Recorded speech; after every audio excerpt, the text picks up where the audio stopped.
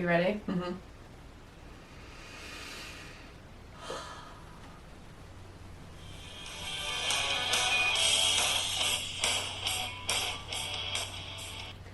Hello, and welcome back to Night Cheese Book Club, your favorite podcast. We know you don't have to say it. You are here with your hosts, Suzanne and Presley. Hi. Your favorite sisters, more so than your actual sisters. Probably. Don't tell them, they don't need to know. And your But we actual know. sister, does she even listen? She doesn't, honestly, just download things into her phone and try to get it so that it plays when she starts her car so that you can startle her. Yeah, that counts as a download. Yeah, any download will do. Download will do. Any download will do. You've made it here to Night Cheese Book Club. We are a podcast. We talk about books, spoiler free.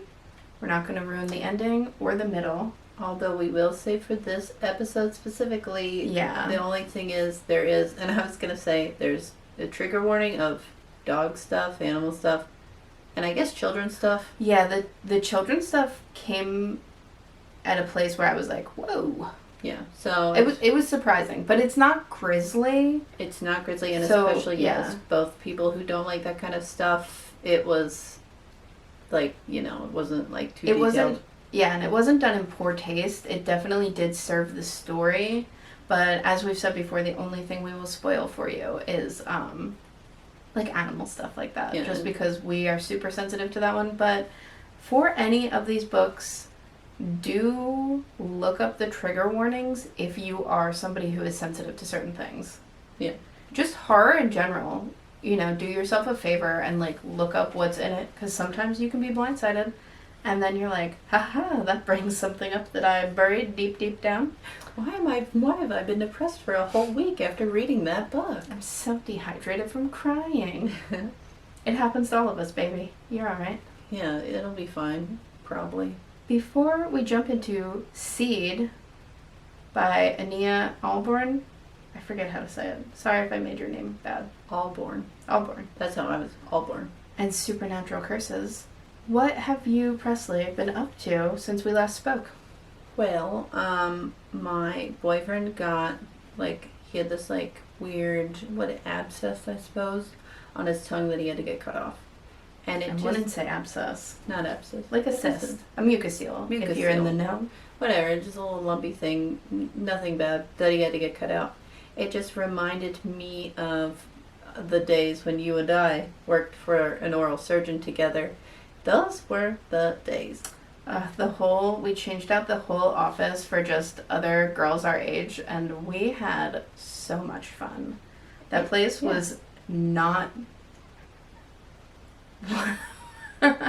It wasn't always on the up and up, business-wise and medical-wise.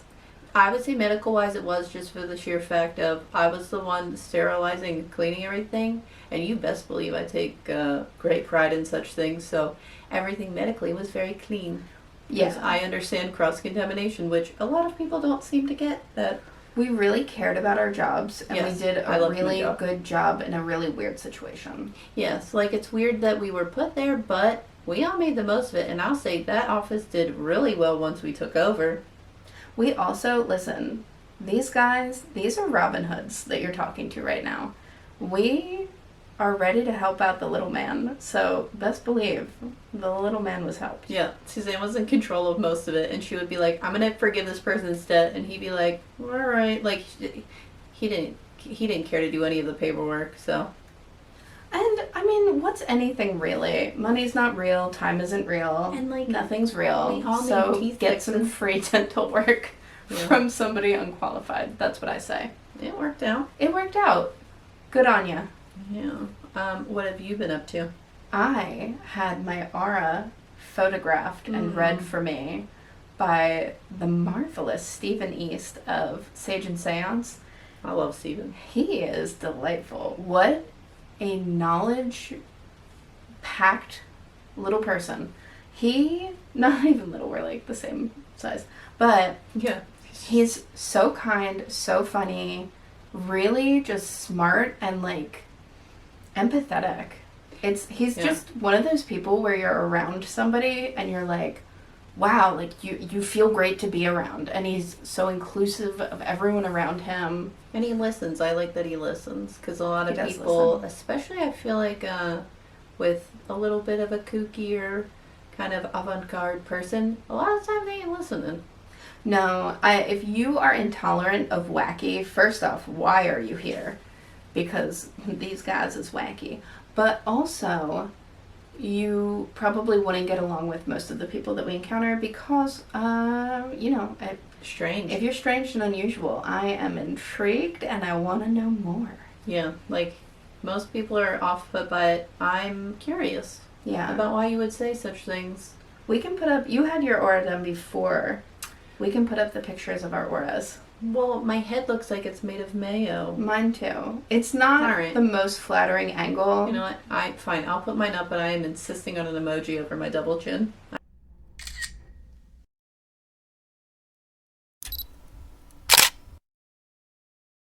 I'm insisting. I can do that. Okay. Yeah, yours is like tricolor. Mine's like very bright yellow. Yours looks more like our mother's. We are very similar. Mm-hmm. It says a lot. What, you and our mother?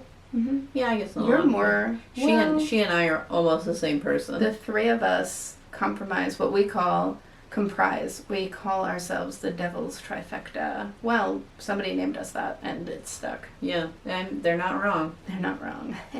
Well, that brings us back into our book this week. That's so true. Perfect transition.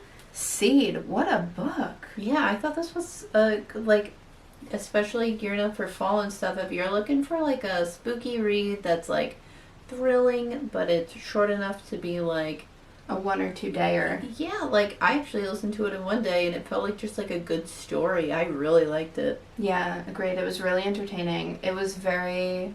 Well, before we jump into that, we'll give you a little background on I'm just gonna say the author. So this book actually is from May of 2011. That's what I did and not it's still going strong. I did not realize how old this book was, because 2011, that's when I graduated high school. Ooh. Yeah, so it's been a while. Ania Ahlborn. Yeah, she's a prolific writer. She does have a lot of other books. And after reading this, which is the first one I've read of her, and I think you too, I definitely will be reading more. Oh, me too. I really liked it for that. But she was born in Poland, lives in Albuquerque, New Mexico now. I love Polish people. Yeah, I like them too. Not in a patronizing way. Maybe in a patronizing way. I always get along with Polish people. I was about to say, I know a lot of Polish people. But I love the food. Yeah. Well, I love the dark soul, but still humor. I love it. They are. I think you're a great country. What I liked about what she wrote about, like, her bio and stuff, is that she hung out in a cemetery as a child a lot. That was near her house, and my goodness, how relatable. How relatable. I think it puts something into your personality if you're drawn to do that as a child. All those old spirits trying to... And just being interested in, like, look at this grave, look at this grave. Yeah. That one's sunken in, look at this grave. And just hanging out near them. Yeah. I think it does something to you. I also like this. It says, she became Amazon's top-selling horror novelist with this book, and it's self-published. That is truly impressive. That's a thing. That's some good money right there. Yeah, and like, I don't know that your stuff's good enough to make, and it is. Now that I've read it, I'm like, I can absolutely see why, because this is a little good thrilling novel, and it's fun. Bones creaking will add to this. Stop cracking your knuckles. If I have to edit out one more thing of cracking knuckles, I just have creaky old bones, alright? Take me to the cemetery and leave me. You're driving me insane. It is really impressive to be self-published and have it do well. That is quite a feat. And on Amazon, that's a lot of people. And to be the #1 on Amazon. For horror? Good for you. Girl, that's impressive. Okay. I can see why. This book really is well written. It's delightful. As much as we said that Nat Cassidy, it was surprising that it was written by a man, this one definitely, the main character is male. It felt like a man's writing. There was a lot of parts that felt very Stephen King narrated tale to me. I was gonna say the same thing. Like, it surprised me that it was not written by a man, just because, like, I feel like it got that male energy so well, Perfectly. Yeah. as much as I understand it, which is, Eh. yeah, loose at best, I suppose. But it confuses me. But you know what? Yeah. The cover's cute. The cover's so cute. I think the cover's perfect for. I think that's so cute. Even I love that, like, for- old-fashioned-y devil. Yes. Yeah. Just very like old American, sort of like devil folktale sort of thing. Colonial. Colonial. Put your hair in a ribbon and read this book. It's giving burn the witches. Yeah. It's giving buckled shoes. It's given my candle went out. Ooh. Cholera. Cholera. Huh? Anyway, so I will read you the synopsis from the back of this book. With nothing but the clothes on his back and something horrific snapping at his heels, Jack Winter fled his rural Georgia home when he was just a boy. Watching the world he knew vanish in a trucker's rearview mirror, he thought he was leaving an unspeakable nightmare behind forever. Now, years later, the bright new future he's built suddenly turns pitch black as something fiendishly familiar looms dead ahead. Surviving a violent car crash seems like a miracle for Jack's family, but Jack knows there's nothing divine about it. The profound evil he uncovered as a boy has finally found him again.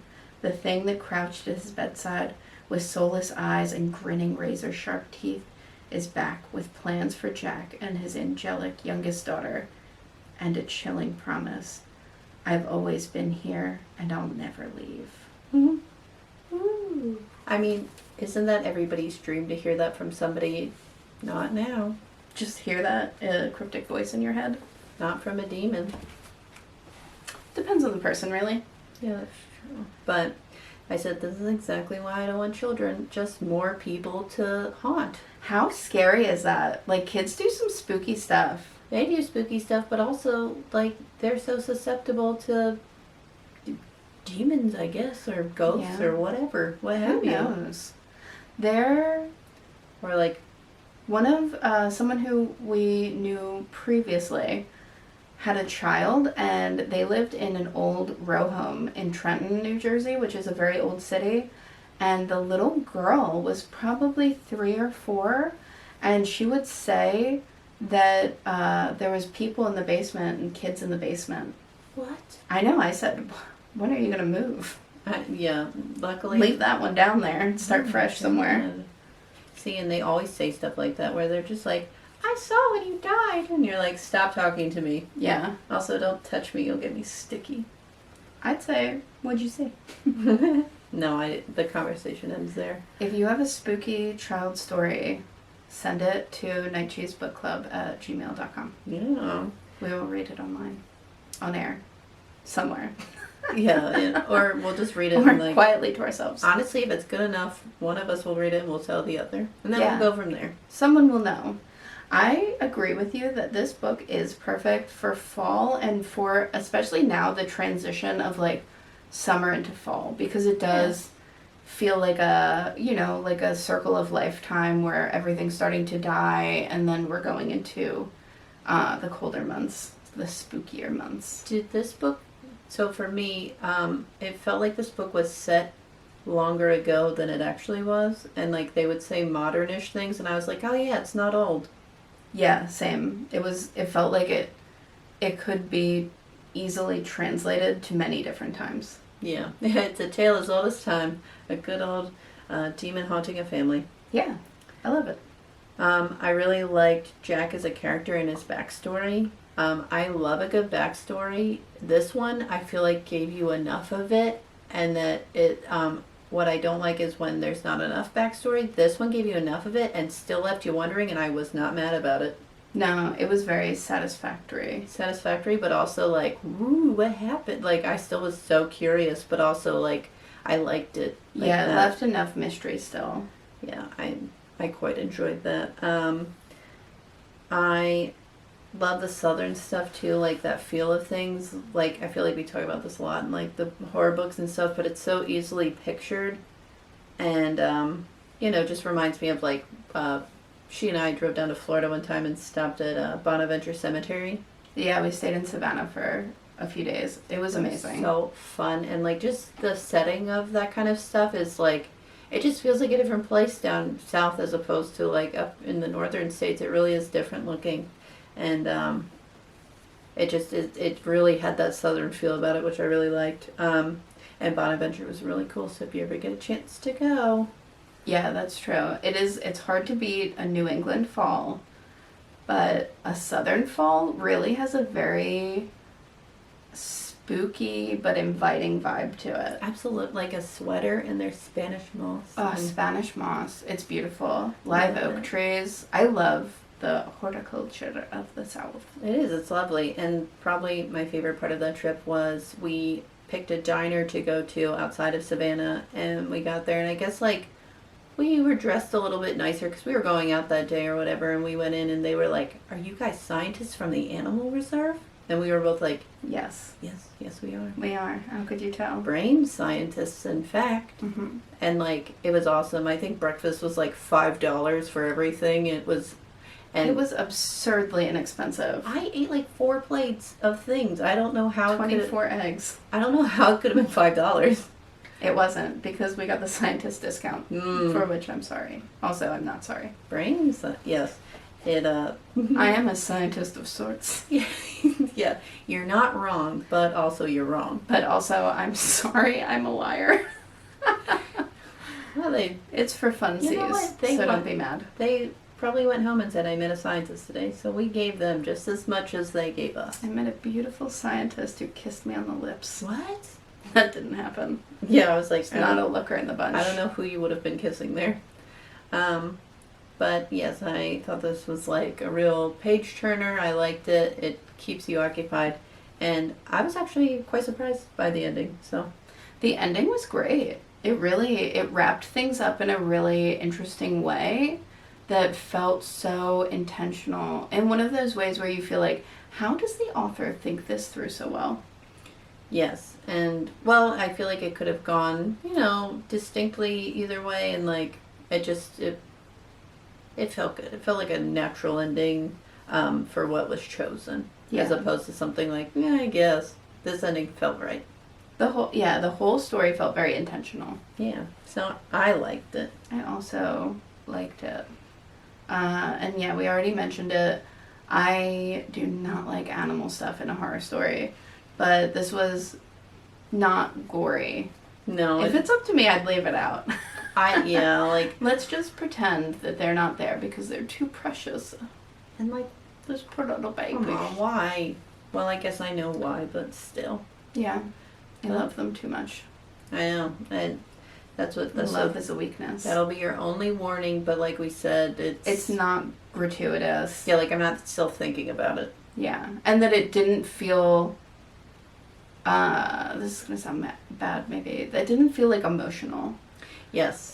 I felt prepared and I didn't feel like heartbroken. Yeah, like it bummed me out, but I was like, that would happen. Yeah.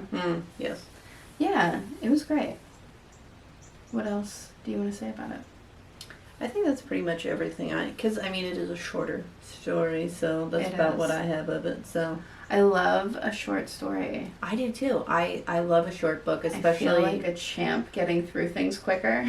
And it really it helps you, because I feel like if you read too many long ones, you get into like that slump and then you get burnt out. I need a long one, then a little one, just to keep a pace going, because I feel like with the long ones I get too much burnout. And as short as this book was, the characters were very well fleshed out. Yeah, you could see them living their motivations. Yeah. Right. That's important to me for a character. As it should be, as a character and as a human. Yeah. Yeah. Definitely. Well, to jump into our next episode, the story of the Bell Witch is what we're going with. We were thinking... Episode. Not episode. Ignore me. Don't ignore me, please. We were thinking, what kind of story could we jump into that has kind of generational haunting sort of feel? You keep saying jump into. I'm going to do a creepy sidestep. Okay. I'm going to jump. because I have the ability. But out of like a bush or something. Right. Or onto a roof, wherever I feel like. I'm doing a lot of burpees, so. So our sources for this, we did read the book The Bell Witch by Brett Monahan. Now that I'm thinking of it, that's the book we listened to on the way back from our trip. Full circle. Yeah. Wow. Okay. Yeah. So this is right. We're on the Yeah. right track. Okay. Also, some from the Wikipedia page, and also from their website. I've also seen a few TikToks, and also have listened to the Bell Witch episodes. Oh my gosh, that last every podcast podcast did, and it's hilarious. It's so funny. Last podcast, Mr. Ballin, Are we just gonna bring them up for Crime the episode? Junkie. What's the one, Ashley Flowers one that's like supernatural? Is it just called Supernatural? I don't know. I haven't listened to that one. I only listen to Crime Junkie. Yeah. Prob- There's a lot probably out good, there though. for this story. A lot of people. Did you know Martin Van Buren wrote a book about it? Really? And Andrew Jackson Yeah. went there. I think yes. Presidents have been involved. That's how you know that it's completely lies. That's how you know everything's fake and it's aliens and it's a cover up. Well, something happened. Something happened. And we will tell you about it now. In 1817, in rural-ass northwest Adams, Tennessee, lived the Bell family. The patriarch of the family was John Bell Sr., his wife Lucy, and 6 children, including Betsy Bell. Yikes. They lived on 320 acres and ran a successful farm. They'd lived in their home peacefully for 13 years, and then, in said year 1817, the first incidents began to occur. Can you imagine living on 320 acres? That is the dream. I know a lot of I'm not people even make sure memes I've now, but seen 320. You know what I mean? Oh my god. it would be, as an adult, it would be so nice. I would be terrified though if you didn't have other things. I think it would be nice. I could be talked into it. Gracious. Okay. Reportedly, one of the menfolk shot at a dog with the head of a rabbit. Then Drew, one of the sons, saw a bird of extraordinary size perched among the trees. Betsy saw a girl in a green dress on a swing, and Dean, an enslaved person, poor Dean, was followed by a large black dog. Doesn't he have it hard enough? Oh my! Leave Haven't Dean you done enough alone. to him? Literally. Then the knocking started. Knocking is creepy. Knocking is creepy. Like, Slave owning's also creepy. yeah, like, Ugh. you know what, But still. Bell family, this hasn't aged well. Yeah. And you know what? Did you get what was coming to Yeah, you? because before people probably were like, oh, poor them. Now Yeah. what? Well, Yeah, live by the sword. you started it. Yeah. The activity grew in intensity. Or no. I skipped your part. I will cut this out. Stop saying things at the same time. Knocks sounded from all around the house, and soon gnawing noises and the sounds of chains being dragged along the floor could be heard. Ooh, Spooky. spooky. The activity grew in intensity. People's sheets were being pulled off them in the night. People got scratched by unseen entities and their hair was pulled. John Bell reported mouth paralysis, which I wish all men could have. Emphasis was placed on Betsy, though, who experienced these things as well as being slapped, pinched, and stuck with pins. Ouch. Ouchies. Ooh, pins. I don't know that I could handle acupuncture. Not my bag. I would just roll over into it and it would go into my organs. These are all things that should be consensual activities. What would mouth paralysis even mean? I don't know, but I'm gonna. Was he having strokes or was it somebody just shutting somebody up? Maybe he was drunk and he was rambling on for so long that everybody just stopped listening. That happens. Ugh. That's the patriarch for you. Yeah. Soon people heard of the haunting and came to visit. Around that time, the invisible tormentor began speaking to them. It said it had been resting in peace, but had been disturbed from its slumber. Reportedly, at one point, the entity recited word for word 2 sermons being held at the same time 13 miles apart. Whoa. That's a lie, probably. Isn't that like a weird... How could you even prove that? And just like, what a weird, like, thing to say. I feel like that was at a time when Yeah, when things were so loose on facts that, like, you'd be like, that's the exact same thing I heard. Well, and also that, like, that's the shocking thing. Ooh, maybe I'm too... And, like, now, how but... different were they really, probably? Oh, I know. I'm sure. I've heard this theremin?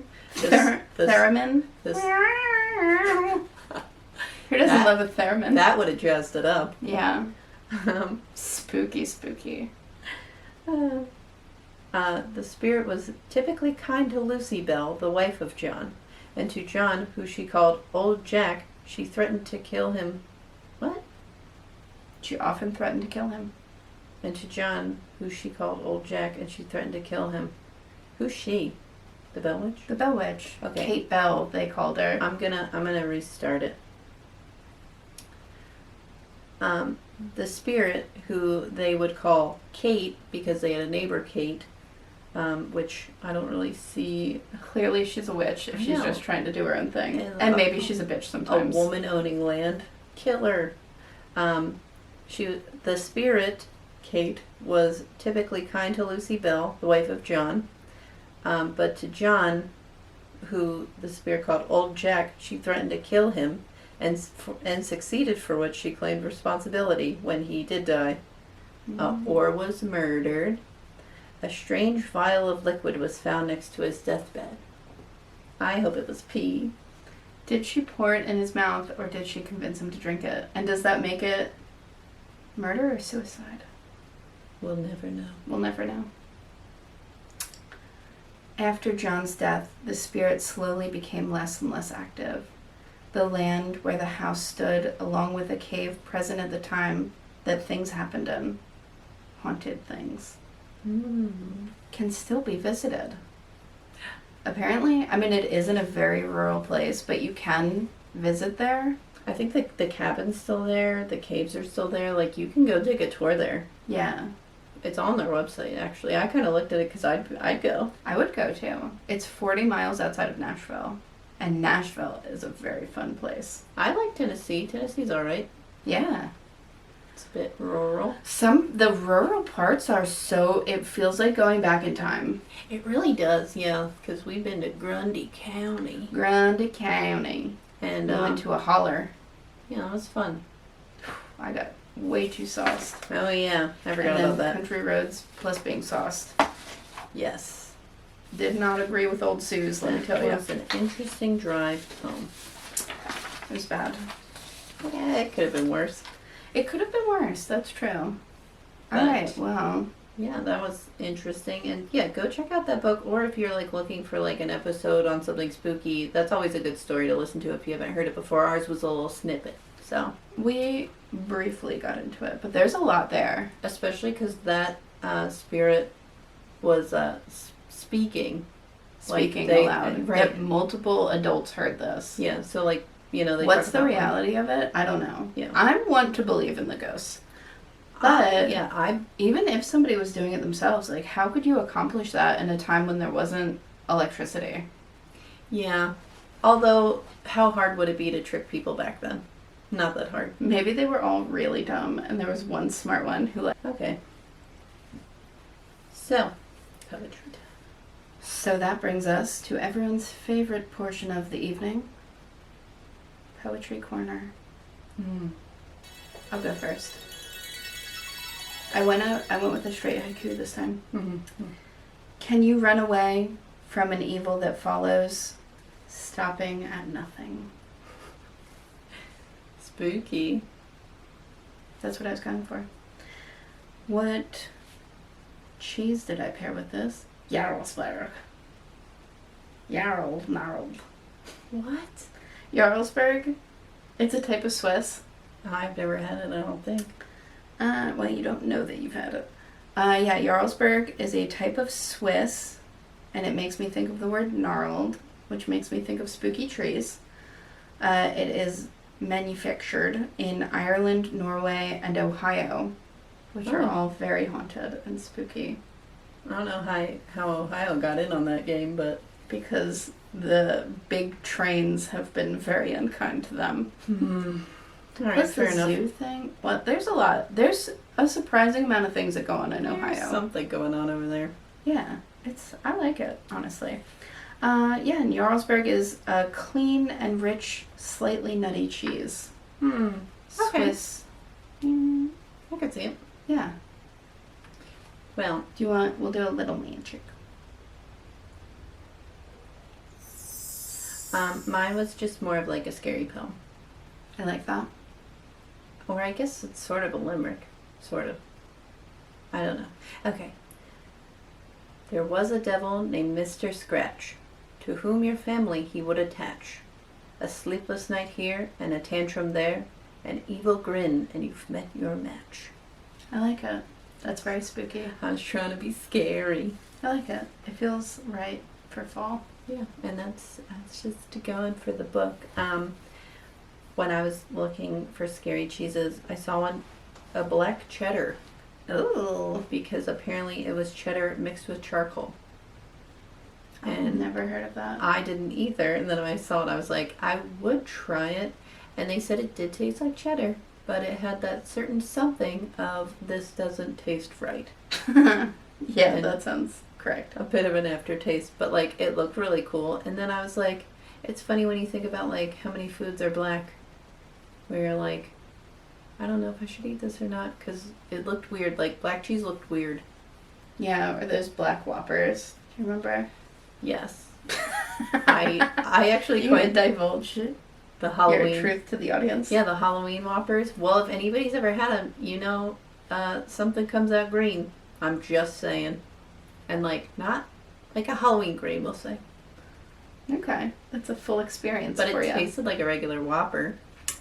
All right, all right. Well, that's something to consider when one is partaking in Black seasonal foods. black food. Although it does make you feel like the food's a little fancier. Does it? I mean, they have that charcoal ice cream. I guess like That's a whole thing. I guess with like black and gold or something, it makes something seem fancier or really cheap. So Charcoal or squid ink things, like squid ink pasta. just think about it. Think about it, everybody. Think about it. Yeah. Eat a black food. Presley, what are you thankful for this week when we're wrapping up here? I said, if you're having like a crummy day or even a regular day, I'm grateful for that, like that one person that says like that nice thing that like, you know, they didn't know that it was going to mean so much to you, but they say it and you're just like, man, that's really what I needed today. And like, it really cheers you up and it's such a nice thing to hear. And they just say, and you're like, yeah. And then later you're like, my heart is warm. That's a great one. That really can turn your whole day around. Yeah, like my coworker said something the other day, and I was just like, you know, thank you for saying that. Like that just literally means so much to me, and like for even now I'm thinking of it, and I'm like, I'm so glad that he said it because I'm just like, it's exactly what I needed. That's very sweet. And you are grateful for? I said I am grateful for the people who teach about climate change in an edutainment format because it is a scary, pressing topic and it feels like imminent, of course, because of everything going on, everything in Hawaii that's horrible. Well, like in Australia, Everywhere. Canada, Texas, like yeah, everywhere in the climate, the oceans, like it's really scary stuff. And you know, we're gonna have to look at how we live and change. But there's so many people who can teach about it in a way that makes it feel like it's not too late and we can still do something, and that even small changes are good and that everyone can pitch in and do their part. So I am very thankful for them. yeah, and like get that information out there because that's really where the power comes from. Information. Totally. I'm so sorry I said that. Totally. And to spread information without focusing on the doom and gloom of it, because that is paralyzing, and Not you can't be paralyzed. We're right. going to do something. It's not necessarily helpful right now because we gotta fix it. Yeah. Forgive yourself a freeze here and there, but yeah. Overall, see what you can do. Seek out good information, and then spread it. like Yeah. gonorrhea to all of your friends. What? Right. Well, that brings us to the end of our episode here. We can't wait to bring you more episodes. We are so appreciative of everyone who supports us, likes, subscribes, comments, all that good stuff. Yeah, don't think we don't notice. The downloads warm our little hearts. I know. And we're so thankful for all of you. It really means a lot. It really does. I think that you're awesome, and thank you for listening. Yes. And to the people who know us in real life who've been jumping in there lately, that is so awesome of you. I know, and I'm sure you've heard both of us talking too much, so if anything, thank you. Yeah, for thanks for tolerating me double in my dipping real on and our fake life. Yeah. It's appreciated.